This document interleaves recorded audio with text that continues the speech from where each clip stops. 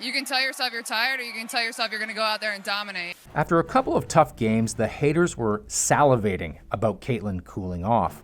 They relished in her missed free throws in the clutch, and they loved the idea of her slipping out of the MVP conversation.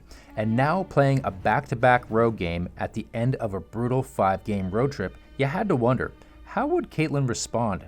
Adding another level of drama, the Fever were facing the Sky with DiJonai Carrington, who, as you may recall, had some choice words for the Indiana Fever after being booted from their last game for WWE clotheslining Sophie Cunningham.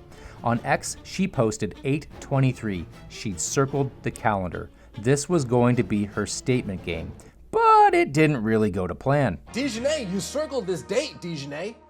You said 8/23 was the day, DiJonai. Well, unfortunately for you, Caitlin Clark circled that date as well.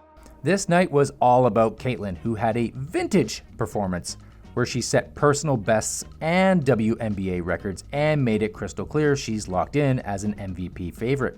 Stick around to the end, the records are nuts. Let's get into the highlights, but before we do, like this video if you loved watching Caitlin light up the Chicago sky like a Christmas tree. So Caitlin got the party started with a sweet bounce pass to KK. Then Caitlin dropped her first 3 of the night. I mean, she did the old you reach, I teach to Camila Cardoso there, and then she wowed Camila with her skilla again, running around her like a pylon for her 7th point of the game. And if she wasn't scoring, she was airmailing passes to KK like this, and like this, and like that.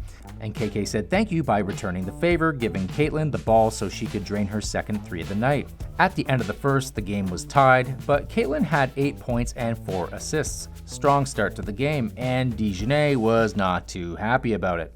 3 minutes into the second, DiJonai fouled Caitlin, and she responded by whipping her head back and calling out Caitlin for embellishment, but DiJonai's tears were about to get real salty, because less than a minute later, Caitlin sent her into another zip code, stepping back for the 3, and that got under her skin because she responded with a little chit-chat and then a bump. And then Caitlin just basically says, why don't you go tweet about it at halftime? She doesn't care. At this point, Caitlin was locked in, eating the sky alive, and they knew it. I mean, look at this. This is called gravity. She's drawing 3 players to her. And when that happens, Caitlin's just gonna make you pay. I mean, just look at this behind the back pass. I mean, that is insane.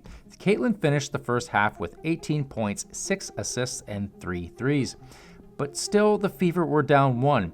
And in the second game of a back-to-back at the end of a brutal road trip, they needed something special to avoid a 3rd straight loss. And boy, did they get it.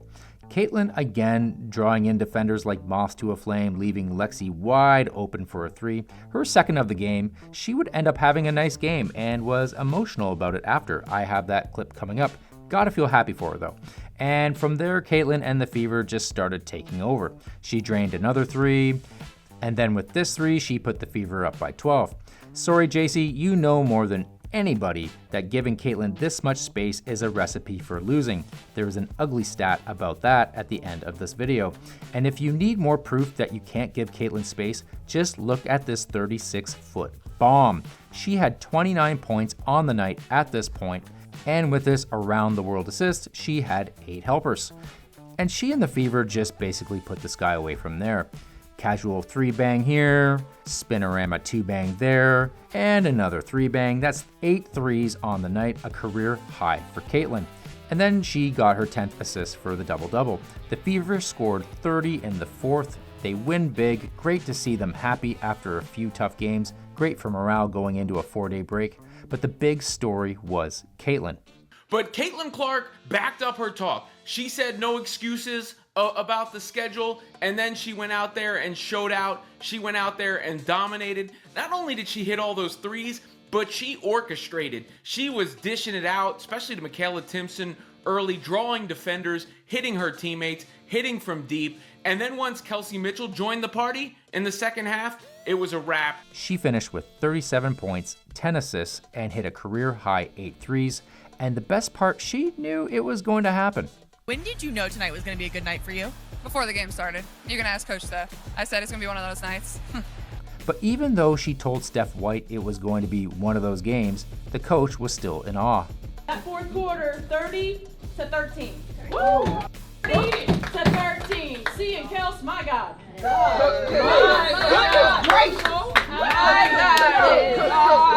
But she couldn't really be that shocked because, I mean, just look at the body of work. Caitlin now has the most regular season games with at least 30 points and 10 assists. She has 5. The rest of the WNBA combined all time has 4. Nuts. She is the only WNBA player with multiple 35-plus point, 10-plus assist games in their career. She is on pace to obliterate the record for most double-doubles by a guard.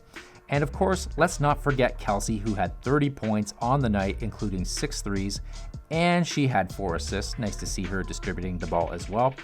She and Caitlin now have the most 30-point games by a duo in WNBA history, and Kelsey also extended her WNBA record to 23 straight games with 20-plus points. At this point, it doesn't seem like that streak's ever going to end. And she now has the most points in a season by a guard in WNBA history. So congrats, Kelsey, on all of that. And while we're at it, I'm going to show some love for Lexie, who we all know has had a rough year. She put up 14 points, and after the game, you could tell it meant a lot to her to put some points on the board, to the point where she got a bit emotional. I mean, it's all about staying ready, getting the opportunity, getting open looks, knocking them down. I think that's something that all of our guards, all of our players really just take pride in, is you never know when your night's going to come, you never know when you're going to get open looks, but being confident and ready to knock them down, and I'm just happy with how it turned out tonight. As for DiJonai, in her revenge game, she didn't really cut the mustard. 7 points, 3 of 11 from the field. She tried to get into Caitlin's head, nothing worked. And as it turns out, she was right to make that 8-23 post, because Caitlin had 8 threes and the Fever won by 23. And while we're having fun with numbers, JC Sheldon is now 0 for 14 against Caitlin in college and the W. Ouch. And to add insult to injury to the sky, just listen to this post-game question. This may have felt a little bit like an away game. You've not been accustomed to that before here, anyways, maybe at the United Center, but you've got a long stretch of actual away games coming up. Does that kind of mentally prepare you for that? As for the haters, look, they're never going to stop. A 37-point double-double should be universally accepted as a great outing, but then you've still got stuff like this. Look at this post from notorious hater Cindy Brunson, who used to be on Phoenix Mercury broadcasts, calling Caitlin a stat patter and saying Paige's 32 against the 7-win Storm was more impressive, even though Caitlin had 29 points and 8 assists in the third when it was just a 6-point game. How these people say this kind of stuff with a straight face, I don't know. Either the hate runs deep or they're just real good at rage baiting. But it doesn't matter. Fever win, Caitlin dominates, Kelsey keeps rolling, KK with another solid game, Lexie breaks out of her funk, great way to go into a well-deserved break. As Caitlin says, See you Friday.